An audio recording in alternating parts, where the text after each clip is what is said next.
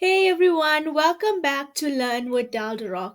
If you're new to this channel is all about DIY projects, custom gifts, and creative ideas to help you design professional looking crafts even from home. In today's video, we are continuing with our custom wrapper series. We are diving into one of the most important parts of wrapper making, which is choosing the right type of paper. Now, I know paper might sound simple, but it actually plays a huge role in how your final wrapper looks and feels. The type of paper you use affects your print quality and how easy it is to fold or crimp, and even how long your wrapper would last. Now, this is essential for small businesses or a special event because the way your wrapper look is a reflection of your work or your business. I'm sharing this video is to help you avoid the mistakes I made when I first started. I created my design, took it to the printer shop, and simply asked them to print it on glossy paper. That's where things went wrong. I didn't ask about the GSM. Now, GSM is the paper's thickness. When I got home and I tried to fold and crimp the wrapper, the paper started to tear because it was too thin. Now, to fix it, I had to reinforce it by gluing the printed front on regular cardstock since I wouldn't be crimping that part. This gave the paper sturdier backing and saved the project and saved me some money instead of reprinting. Okay, so another issue I ran into was when they printed on extra thick glossy paper.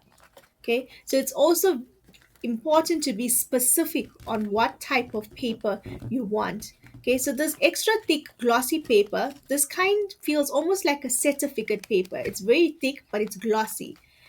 While it looked beautiful, it was too stiff to fold or crimp properly. You can still use it, but I would not recommend it, especially if your design requires neat folds and smooth edges. So, now that we know what you cannot use, let's talk about some of the papers you can use and my top recommendation. So, let's talk about some options that you have.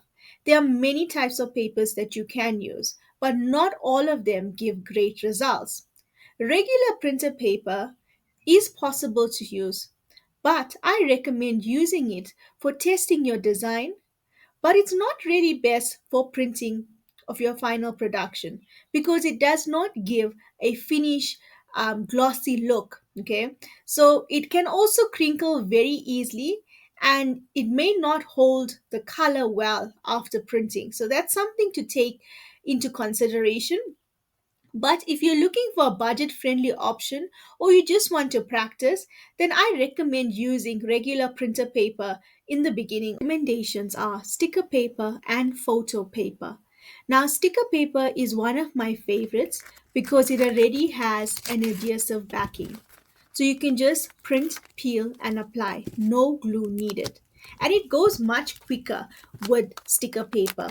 However, I do not like to remove the full backing of the sticker paper because I do not like the look of how the chocolate looks when it sticks directly to the chocolate bar. And the reason being is, especially when you're working with a two-finger Kit Kat, a bar, it shows the shapes of the two fingers, so I don't like that. So I try and keep the backing in the front and just remove the sides to use the glue part of it and stick it. So that's just a tip that you can use, and I just prefer the way it looks when I do that. Okay, now sticker paper gives your wrapper a very smooth clean surface and it's more professional. Okay, now photo paper on the other hand, and this was the first type of paper I used when I started making a chocolate custom chocolate wrappers. Okay, I used photo paper and I really like this as well. I feel like it gives more of a vibrant look when compared to a sticker paper, and it has more of a glossy finish. Now, just bear in mind when you're using photo paper, there's different types of photo paper you can get. You can get your matte photo paper and you can get a glossy photo paper. So I recommend you using glossy photo paper. Okay, so it really makes your design pop, and it gives a high quality and a polished feel. As you can see on the screen, this is my first chocolate wrapper I've ever created, and I was using photo paper. At that time I didn't have a crimper, so I did it without the crimper. I still think it looks very nice, but I do feel like if I had a crimper it will look even more better. Okay, so remember when buying paper or taking it to the printing shop to ask about the paper thickness. Thin paper can easily tear or wrinkle when you start to crimp or glue, especially at the edges. So if you notice that your paper is starting to tear or a white line is starting to show, that's an indication that your paper is too thin. Now, I did not specifically mention a paper brand or a specific type, and the reason being is you guys are watching from all over the world, and what may work in South Africa may not work in your country. So, or may not, they may not use the same type of sticker paper brand in your country. So I don't want to limit it to the specific ones that we use in South Africa. So it's just test, always test, print before you print your entire batch. This is really going to help you to check whether you're going to be using the right paper.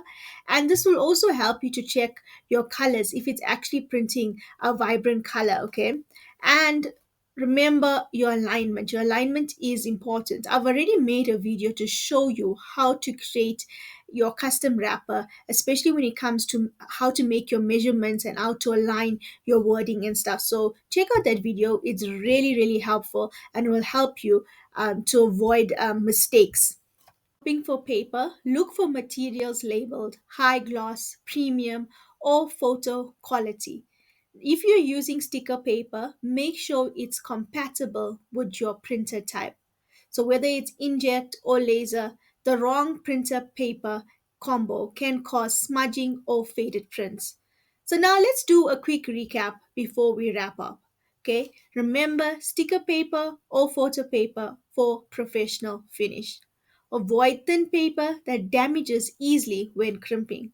And always do a test print before mass printing your design. Thank you so much for watching this video, and I really hope that you found this helpful. Let me know what type of paper you are using and what country you are from. This will really help the rest of the audience watching this video. Now, don't forget to like and subscribe to my channel so that you do not miss future videos. I will still be continuing this series to teach you on how to create your perfect custom wrapper. So thanks so much for watching, and I'll see you in the next video.